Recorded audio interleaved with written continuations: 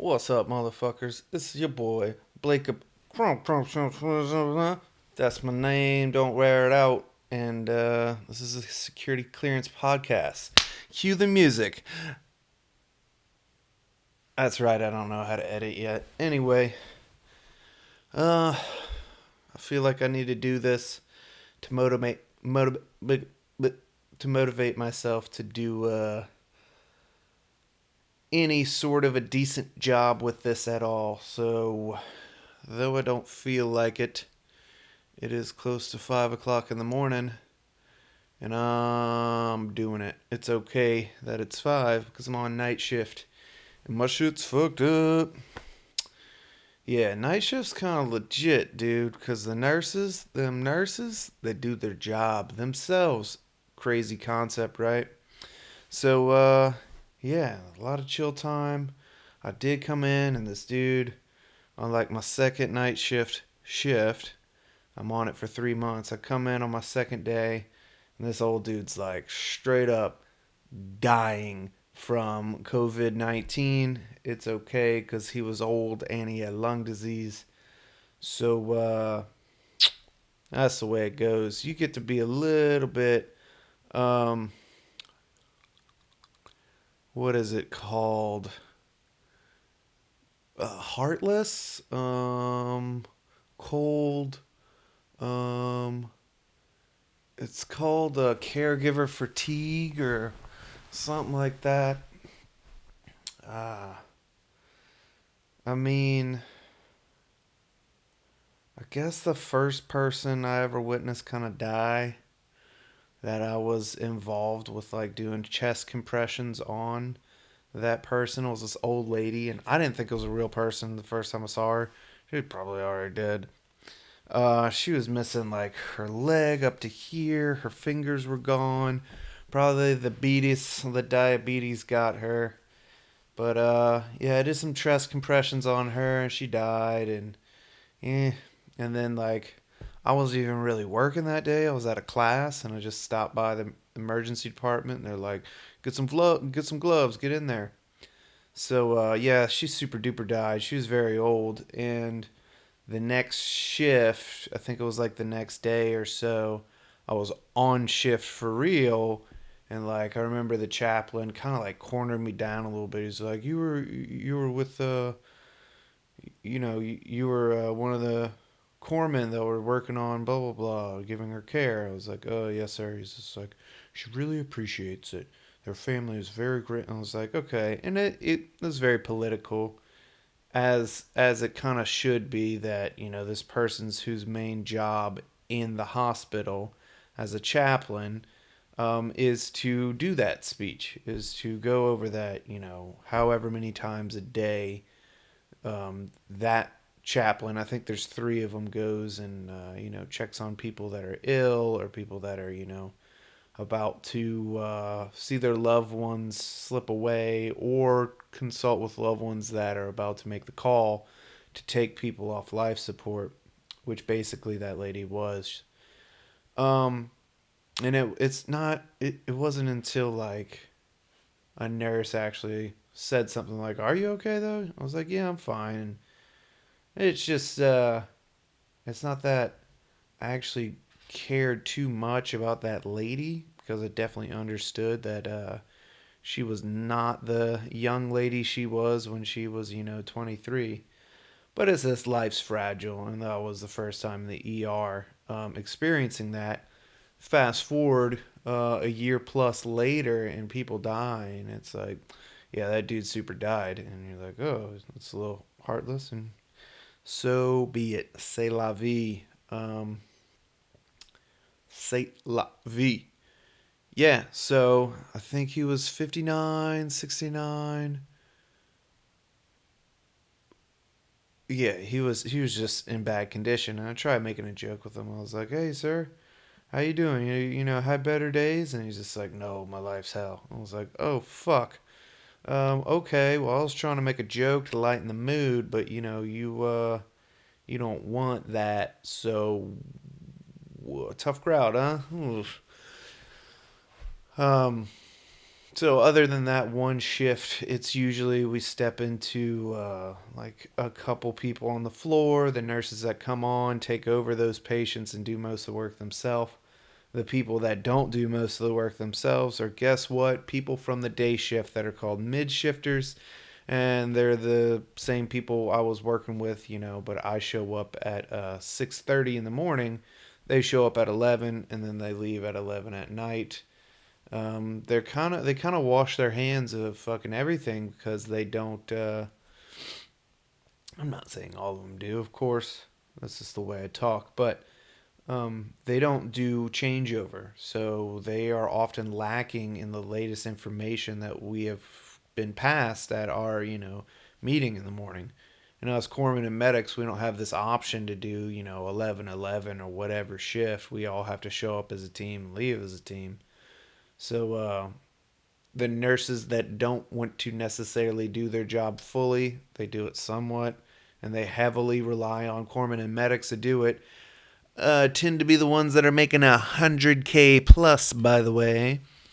Um, yeah, those are the nurses on the night shift that still are a little annoying, but all the other nurses, like this one dude named Jason, he cleaned up a lady that shit herself like for 2 hours, and all he asked for were two trash bags and a biohazard bag, and he didn't ask for a hand, cleaning up this poop off this lady. Where I cannot speak the same for the day shifters. In fact, pretty much some of them just flat out won't do anything like that for their patient at all, and they will just leave that for a corpsman like it's not even a part of their job, which is ridiculous. I was approached by a lady.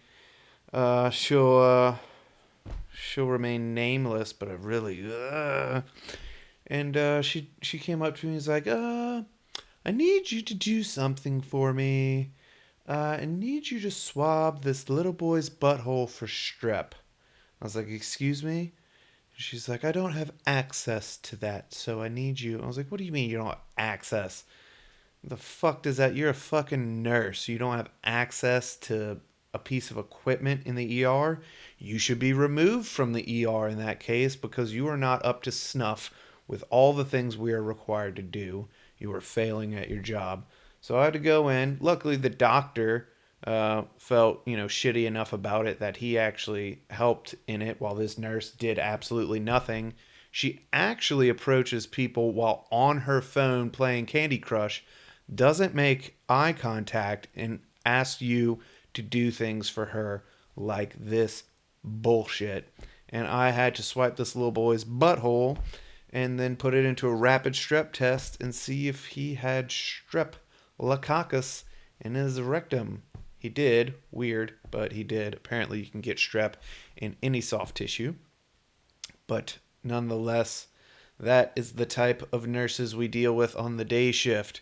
She started crying at the end of our shift, last shift, and I was like, oh, I don't know you very well. I didn't say any of this, but she's just like, I'm really having a hard time right now. And I walked out of the room because it's the end of my shift. I'm not going to sit here and pretend that I care about you. I don't like you as a person. I don't wish ill upon you, but I don't know. I fucking care. You're an adult. You're older than me. You got to keep together. You fucking be an adult. Sorry. Stop crying. It's unprofessional. Please stop. So, night shift's great, though it does come with a little bit of a shitty thing, which is I don't like to sleep. But I gotta say that being on quarantine, an actual quarantine, not just like a statewide, like, hey, we suggest not go to the grocery store as much. Being on an actual exposure to COVID-19, real quarantine, where I drank the whole time and started doing this podcast consistently, I I fucked up my sleep schedule so much and pretty much rolled right into this night shift. And I either work on like Navy related shit and my leadership roles, or my career development, and I do a teeny bit of patient care. I need to step it up a little bit, honestly. But there's also the nurses do their job, and then I'm not doing my job, but some people frown upon doing computer work instead of doing patient care. So be it the way it is. I don't know. I don't know. Um, yep. I got me a tripod. That's what this is mounted on. I can kind of give y'all a little view of how it works. So this is actually my home. Look at this. Look at this smooth move, y'all. Look at this. That's my weights in the background. That's my laundry couch. Look at that. Look at that glorious laundry couch. Look at that computer. Look at that. Oh, look at that glorious. Look at that glorious rotation. Alright, because I don't want to fuck up the cable cords. Y'all can't hear me.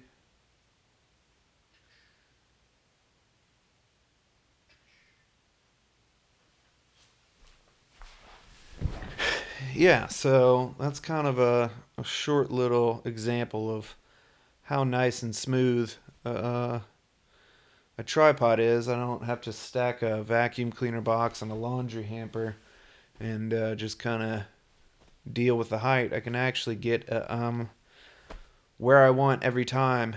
Next thing will be next thing I get is going to be an arm that clamps to here and comes out and has this microphone right about here or right about here, and that's what this will sound like. But if you pop your peas and beat your b- p- p- p- and whatever you beat your bees with, it'll give you a little pa pa pa pa ta ta. So you're supposed to put a little screen right here, unless you have one of those nice Joe Rogan microphones, which are $400. And I know I kind of talk shit about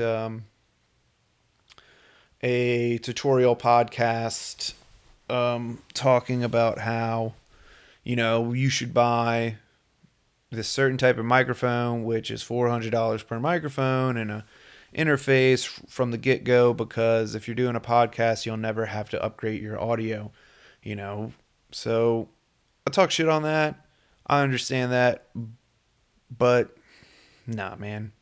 I have a wife, I have a child. She's already not super stoked with me, spending $75 on a tripod, and then she doesn't really know about this equipment, but it's not really anything for our future realistically. I'm not really expecting this to become anything. I would just like to just make it nice, if someone does stumble upon it, they can look at it and be like, oh. And then it being such a small channel, someone could ask me, hey, what do you use? I use an iPhone XS or whatever it's called, a Shure MV88 Plus. I use a KingJoy VT 1500, and then I'm gonna get a Blue Compass mic stand. And when I do the sewing machine between us, I'm gonna mount the mic stand in the middle, so it's right about at our faces, so it picks up a little bit more of the conversation. And then some lights would be next. So the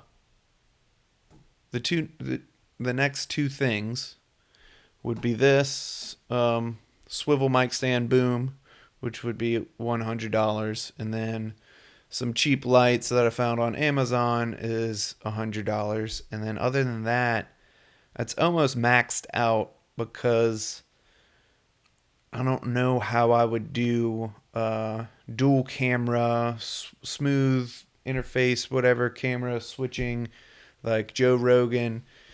You don't realize the camera work until you start to think about how it's done, because I don't know how many camera Joe Rogan has, but the machine that they use to switch from cameras fluidly used, I believe, cost $12,000.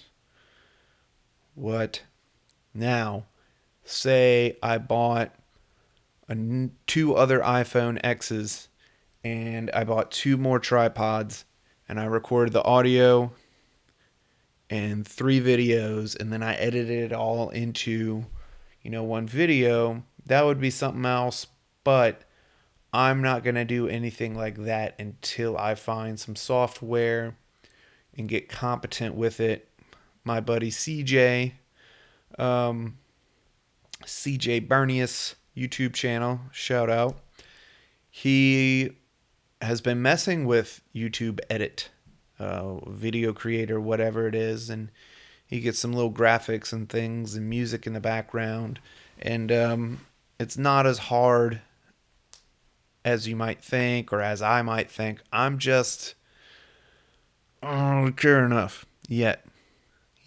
I don't think I have anything that profound to say right now for me to really try and blow it out. But I think, turning the sewing machine between us into something that looks nice. So when I do have, Gonzalez or George's on, which should be my next two guests, when they come down to my basement and they see my setup, it's a little bit more impressive. I don't know if that's going to be like intimidating and people kind of lock up a little bit, or if they'll relax. I don't know. I mean, you can definitely relax because only like 3 people watch this video, so no big deal.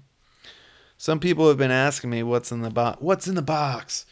And what I mean by some people is no one, because again, there's 3 people. But let me show y'all my wife. She's pretty fucking cool. Got me, I want to say right around when my son was born. I used it primarily right when my son was born. But this is a bare bones machete.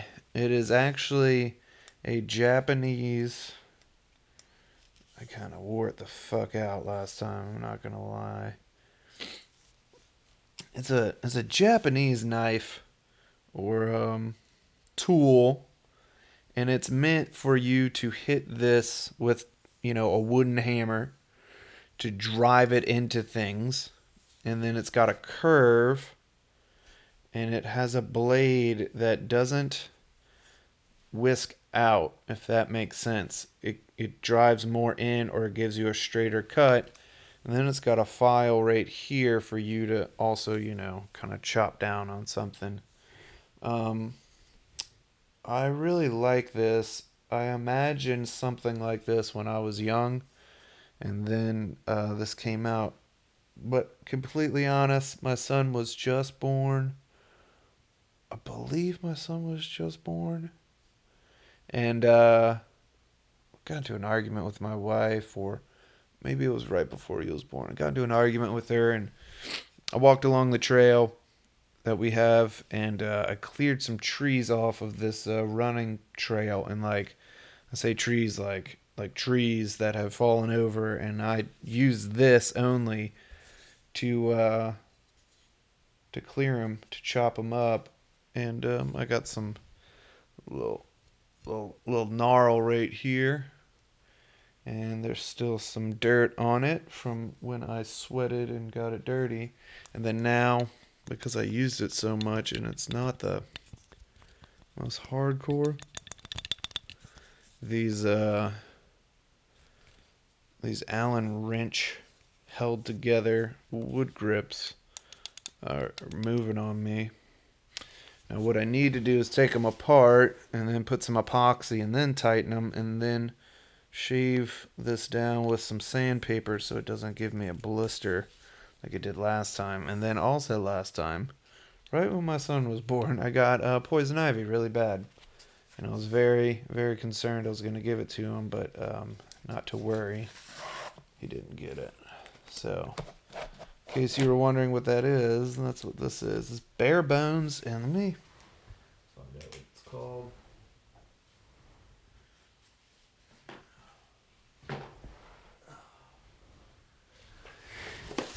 It is a Nata tool. Nata.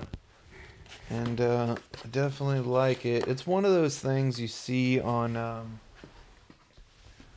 like an advertisement you'll see on Instagram, along with those like order the box every month for some like clothes, and they show you like a really nice sweater or flannel, and then you order it and it's like really shitty quality, and or it's just not the one that looks nice in the thing.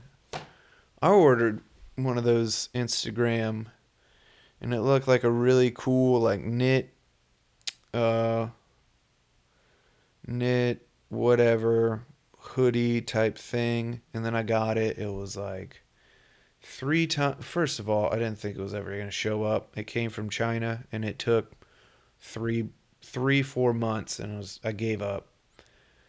It showed up to my parents' house because I was in the Navy, or am in it, and they sent the wrong color, and it was 3 times too small. I usually wear like an XL because I'm a little fat right now, and I don't like tight fitting. Unless it's a t-shirt and I'm in good shape, I don't like tight fitting really anything. Um, so it smelled like gasoline.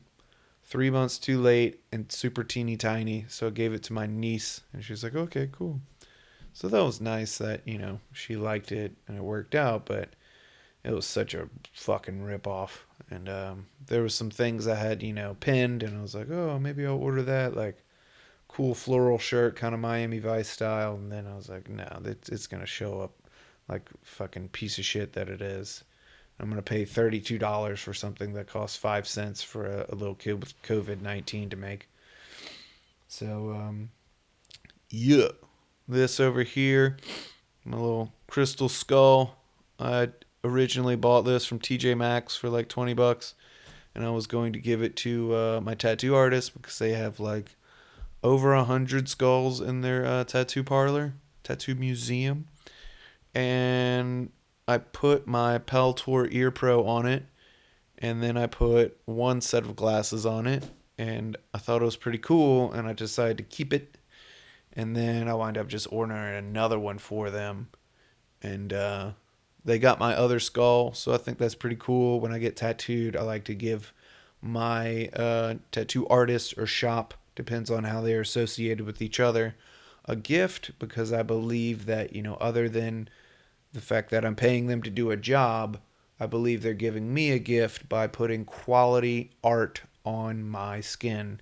And so I usually start my tattoo session off by giving my tattoo artist a gift, whether it be the shop and I give them a skull, or I ship them a skull, or my tattoo artist at Eye Candy Tattoo, Michael Bogle, has been working on this guy for quite some time. It keeps going. He likes Dragon Ball Z and anime in general, and cartoon style tattoos and Japanese style things. And he's very good if you are looking to get a anime tattoo or a Dragon Ball Z specifically tattoo. Michael Bogle at Eye Candy Tattoo in New Orleans is your man. Very good. But right now he can't. I don't think they're tattooing because of the COVID is hitting New Orleans pretty hard. So sorry about that, people. But yeah, that's a little. And then over there further is an Onnit. That's ONNIT. Onnit.com. Get your double blind tested studies fucking kettlebell. It's 5:15 in the morning. My dog keeps moving and it's freaking me out like I'm about to get robbed. Yep, every time he moves it freaks me out. I got a Boba Fett kettlebell over there. Pretty cool. My mom got it for my birthday. It's a pretty heavy little son of a bitch. Right now I'm tossing around a 35 consistently. I keep it at my work. I do usually like 30 to 40 kettlebell swings, either alternating or regular, in 1 minute, and then I take a minute rest, and then I do that for about 30 minutes, which is pretty darn good. My legs are very toasty. And then last night I took a break, but someone at work, a junior sailor at work, was like, "Hey, you got your kettlebell? Are you doing a workout?" I'm like, "I am not. I'm taking a day off because my legs are fried, but I can give you a period of instruction." And so with that, I basically did a little mini workout with him, and he got a little smoked. So I'm gonna bring him a lighter one to work with, and we're gonna start doing kettlebell workouts at 12 o'clock at night. While people die of the COVID virus, we're just gonna like do lunges down the hall and past their doors, and they can look at what the pinnacle of health is. Even though fat slob and he vapes, and he'll probably die from that. Yeah, there's just some books I haven't read, and some hats I don't wear, and a guitar I don't play, and a house I can't afford. I'm kidding. I afford this house just fine. It's just I'm gonna get evicted. Yeah, I'm just kidding. So I got my orders to Camp Pendleton. I detach from this fucking place. Uh, September 20th, and someone was saying I can like detach earlier, but I don't know if that's true. It doesn't make sense that I could. I've never heard of that. And then I report to school in Camp Pendleton on in October time ish. I'm not gonna give you all the exact time and date of things because that's how you get targeted. And then I graduate school and then go down the street and check into my unit in December. And I got some news for December, other than all the things that have been going on. But what I'm trying to do is figure out when can I move my family. When can I move my family? Can I move my family to uh, Camp Pendleton September 20th? Can we do that? Or do I need to leave them here in Virginia while I'm in Camp Pendleton all the way across the United States for 3 months while I'm in school? Is it like Buds where they don't know if you're gonna pass? Buds is a 80% fail. So what I'm going to FMTV is like I would assume a 95% pass, if not 80, if not a 98% pass. So most people that don't pass FMTB quit on top of quit. They quit so many things, they give up on themselves, they get encouraged, they get second chances, and then they decide that I don't want to do this over and over again, and they're encouraged even as the last signature goes on the piece of paper that they can stay. That's hearsay. I haven't been through it yet. I'm not too worried about it. I need to. I've been running, been lifting. My diet's been poop, but for certain reasons, I can't drink anymore. Nothing. I did nothing wrong, but I'm not going to be drinking more for the foreseeable future. And I need to start laying off the Red Bulls and Snickers and potato chips of sorts. And I like cookies too. Haven't been eating pizza as much, but those few things I just named are my main culprits, and I need to start drinking some goddamn water. But other than that, I've been hitting the kettlebells for 30 minutes every other day, every day. And I've been running like 2 days on, 2 days off with the running. Uh, I do lose track of time with the night shift. I was thinking to myself, do I have to go to work um, tonight, Tuesday night? But I don't. I have to go to work Wednesday night. Today's Monday. So kind of, I have to double guess. Double, huh? Um, so yeah, that's that. Um, I left my Bose headphones at work the other day. They're good headphones. They don't keep a battery life worth shit. But I bought these knockoff AirPods. They're black, and I put them on for a run, and I went cruising, and they were fucking phenomenal. I forgot they were there. The Bose ones have this cord, and I got it because if it doesn't have a cord, it's got this big knobby thing hanging out your ear, which is just ridiculous. Bose, figure it out. You make such good products. Make something sleeker than that. And so, today my wife went to the Whole Foods, and they have a line there. So I said, "Hey, take your headphones and just wait in line." It goes relatively quick, but she got there at like 5:30. It was going to be 30 to 45 minutes waiting in line. And then my son needed to go to sleep. And by the time she would have done all that, it would have been time. And she's the main caregiver for my son, though I can put him to bed, but it's always good for him to see both of us go to sleep. And yeah, so she comes downstairs because her fucking earpods got stolen out of our car, which was awesome. You piece of shit. Um, so she grabs a pair of my knockoff black earpods, and they work great for her. And they're like one of the shittier ones too. So I did like 5 minutes of research on the best ones, which are the TWS i9000 or the i9000 TWS. And I just ordered 3 pair, 2 black, 1 white. I'm sure they'll take a million years to get here, but they're $21 a piece.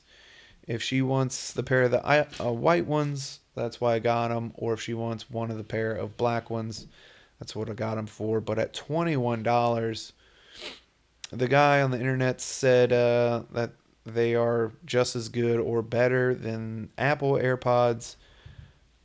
I don't have much experience with Apple AirPods, but I can tell you this: the wired ones aren't anything special. I've worn the AirPods maybe once, nothing really special. So for $21, if they do nothing that special, but they make noise in my ear, great. I don't give a fuck. And at $21, you can lose them. I'll show you what I got over here. Oh, fuck. I'll show you what I got. I gotta grab this too. Okay, this is my shit. Okay.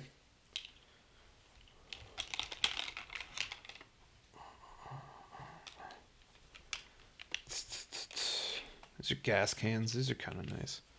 But just hook you up, bro. Yeah, hook you up, dude. And this is kind of some of the things I want to do with my podcast is at certain times I want to fucking go over a couple things that I like. It's my shit. And if you don't like it, then don't watch it. This is a pair of free kind of things I got. They have some advertisement on it. They're not bad. I threw some tape over it to cover up their advertisement. Hey, if I need it, if they break, I don't give a shit. These are Ray-Bans my buddy gave me. He found them on a beach. They are like $210. They're pretty fucking nice, man. I'm not gonna lie. No, these aren't. These are fakes. I used to have some Ray-Bans, but these are Panama Jacks. They look like Ray-Bans. That even looks like a Ray-Ban. But they're pretty nice. And I have a pair of those ones my friend Christian gave me. They're like turtle shell, and he found them on a beach, and I was like, oh, maybe these ones are kind of messed up a little bit. Maybe I'll buy a new pair of those. They're like $210. So these are $200. These are Holbrooks. I bought these impulsively when I was in the Marine Corps at a mall in Los Angeles with my girlfriend and buddy. I like them. This is an example of a tortoise shell, translucent, kind of looks like a marbling in there. They're gold. I remember I was wearing them one time, and my brother-in-law was like, "Yeah, those don't fit your face." I disagree. A lot of money, right?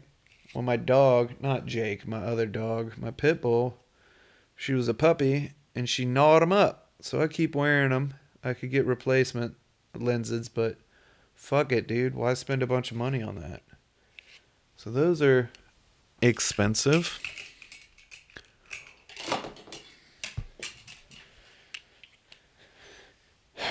These are some cheapo depot ones. They almost look like the other ones, but they're not.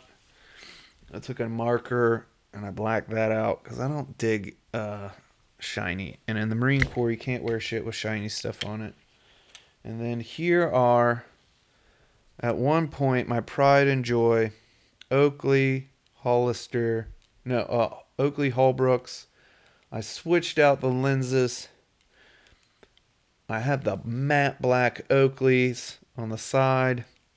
I have the matte black rivets. These were quite expensive, $210. And guess what? I dove into a pool, and now they do this. Right? Expensive, expensive. And I took them into Oakley, and the manager kind of got a little bit of a chirpy tone with me about saying that I'm not going to give you any warranty on these. I think they're wear and tear. You didn't treat these right, and I'm not going to give you any sort of warranty. I was like, what the fuck are you talking about? And he's like, I was like, look at this shit. The shit broke, bro.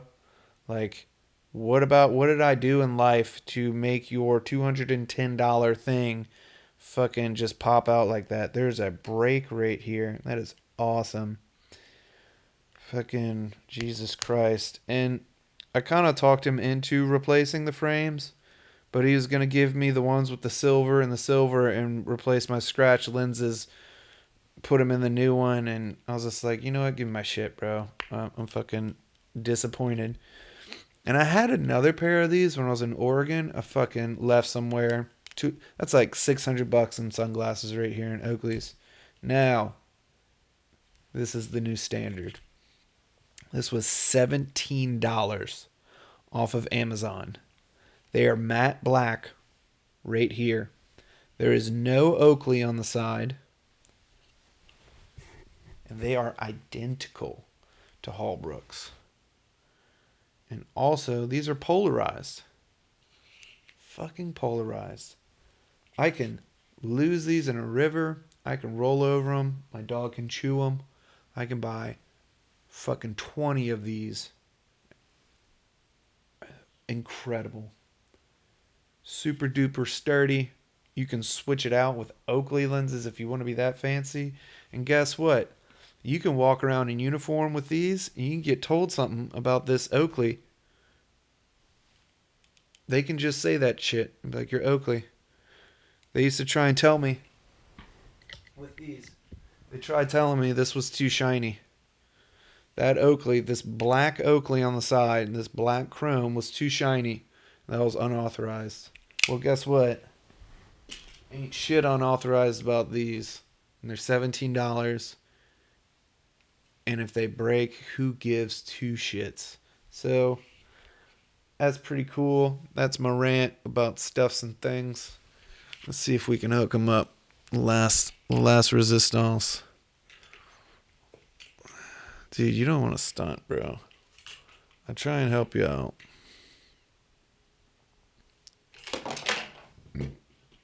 That's what's up. These are my things.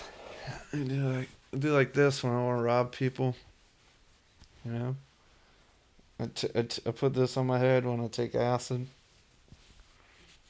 And then I found this in the street and I cleaned it a lot. And then I bleached it.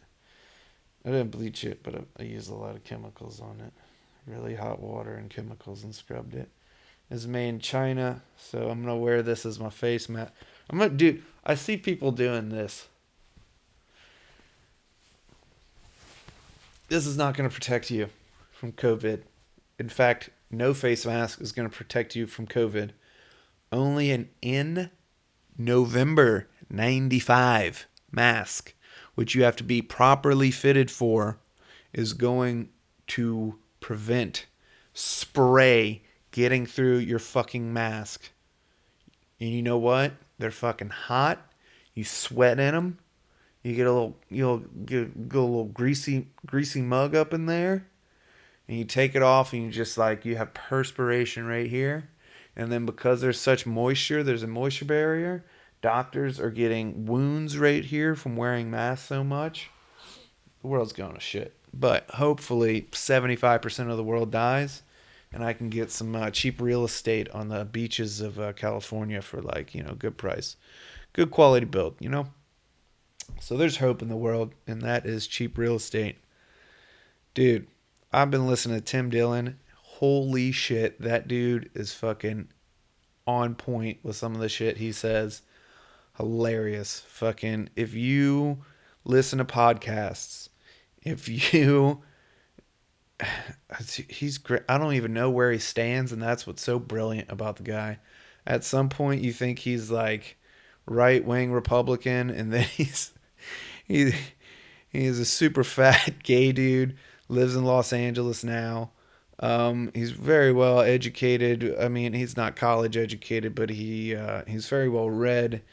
And the things he says is just very insightful and also fucked up. And it's just he draws some good irony out of shit. And I've been digging Tim Dillon ranting about COVID-19 for the past few days when I drive to do anything.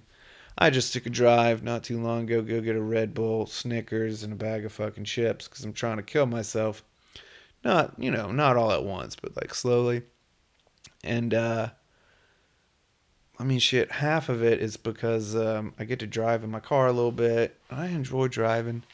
I do. I think South Park had it right when they're talking about how the airport's worse. How they'd rather get a fucking dildo shoved up their ass and down their throat than have to go through airport security and fly on a fucking plane. It's the worst shit. I hope the airplane companies go bankrupt and everybody loses all their money in fucking airplanes. It is a garbage fucking thing. And I know people are the one person that's watching this far into it is saying, oh, people in wagon wheels fucking had to come across the country and get killed by Indians and Native Americans, and they died of their diseases, and they didn't get clean water, and they had to. Yes, I know flying is an absolute wonderment of technology that it's great, but at the same time, how many rights and liberties are you willing to give up for convenience? Huh? How many rights and liberties are you willing to give up for convenience? So, yeah. Not this last time, but the time before I went to Louisiana, I drove. I drove my 2014 Subaru, which had so much more technology than my fucking 2016 4Runner. And with adaptive cruise control, shit, man, that thing was incredible. I can't imagine what a Tesla is like.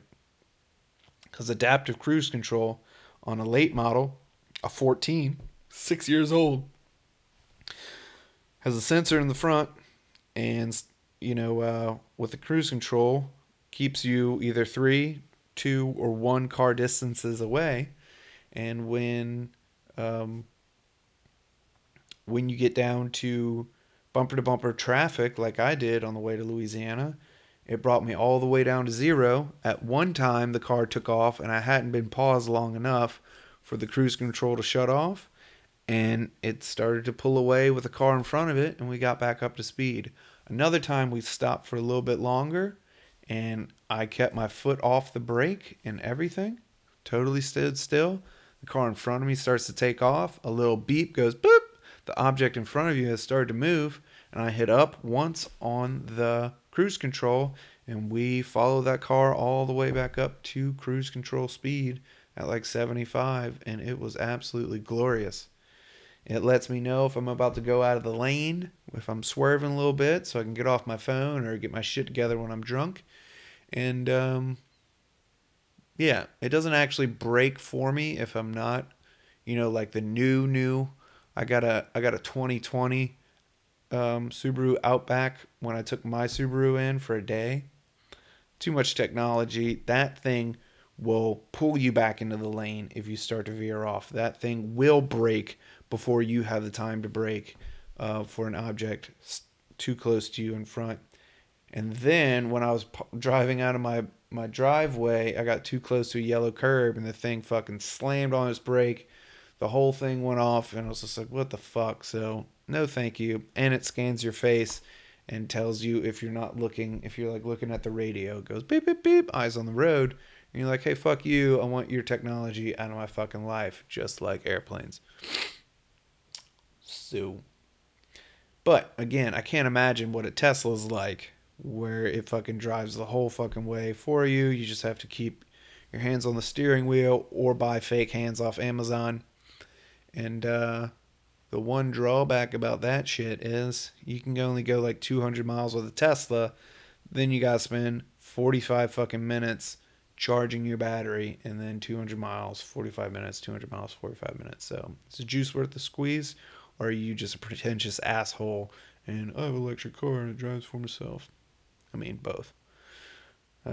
Yeah. And the brilliant thing is Teslas could go further. They just don't want you to. They want more money. I think you can get an upgrade. You can get an upgrade where it digitally lets you use more battery space, or maybe it's a physical battery space. I'm not sure, but yeah, it's some crazy shit, crazy wild stuff.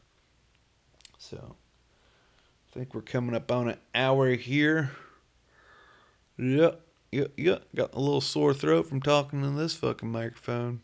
So yeah, next thing's a boom arm. Thing after that would be some canvas lights. I think that's it. Then we'll work on some video editing. I'll try and get a sponsor, or I'll create a GoFundMe. Maybe I can get like $3 or something. Other than that, I need to get my truck fixed, save money for my baby, for my son, and I want to get on track with my finances. I'm not in debt. I have like $1,000 of credit card debt that I will pay off coming up here in the next month. I usually rack up like 500 to 1,000 every month on my credit card. I need to cut that out, but that's just gotta start planning a little better. Me and my wife make a good income, but she kind of freaked me out when she's like, I don't know if I'm gonna lose my job because of this shit. Luckily, she is in the insurance business, or a subdivision of the insurance business, fire and water damage restoration company, and they get insurance checks for fixing people's homes. And I don't think that's going anywhere. Could. Fucking 75% of the world dies. We could get that. That could go away. But if 75% of the world dies, just like, I'm just going to walk down the street and grab stuff I want out of someone's home. 75%? 75%? Dude, come on. I don't know if it's projected or any of that, but that's just my joke. My joke at first was 50%. Now I bumped it up to 75%. And the wish and want is that, we can kill these people off and I can get some cheap real estate. And that, I know it's cruel and harsh, but so many people die anyway. People fucking die. I only give a shit if somehow that impacts me personally, like my family or a close friend. And then it just gets to the point where you're a nurse crying in the break room. And I'm like, yeah, I know you, but I'm not going to fucking give you a hug or tell you it's going to be all right. I don't know you well enough to know it's going to be all right. Maybe you're emotionally unstable and you shouldn't be a nurse anymore. That's not my not my call. I do know that we would all be more under budget in the ER in our hospital if we just use officers and fired all the civilians. I mean, that's the solution, but we'll see if it comes to that. I mean, I vote for that. I'll be doing all of the work for the nurses if it's just officers. But at least, I'll have to with a civilian. I can tell them to fuck off. I could get in trouble for that, but I've seen it and it's great. I love it. I really love not doing things people ask me when they're capable of doing it themselves. They just don't want to. You know who I'm talking about. A nurse tried to say something to me the other when I was on day shift, and she was sitting in her chair as I was walking to the break room to eat lunch. And she said, someone should hook that person up to the monitor. And I said, okay, you do it. She's like, that's not my patient. Okay, then. And I walked away. And she's like, and then she complained to my shift lead. And I don't give a fuck. Because if you're 12 feet away, you can get up and do it if you see something that needs to be done. And not just tell someone to do it as they walk by. That's going to do something else. I know I was going on lunch, but hey, going on lunch is my fucking thing to do. It's my time for lunch. Don't fucking tell me to do that shit. Get off your fucking $100,000 ass and do your fucking job. I'm out. This is D sucking your balls, big lady nuts up in this bitch. I don't know what that means. All right, bye. God.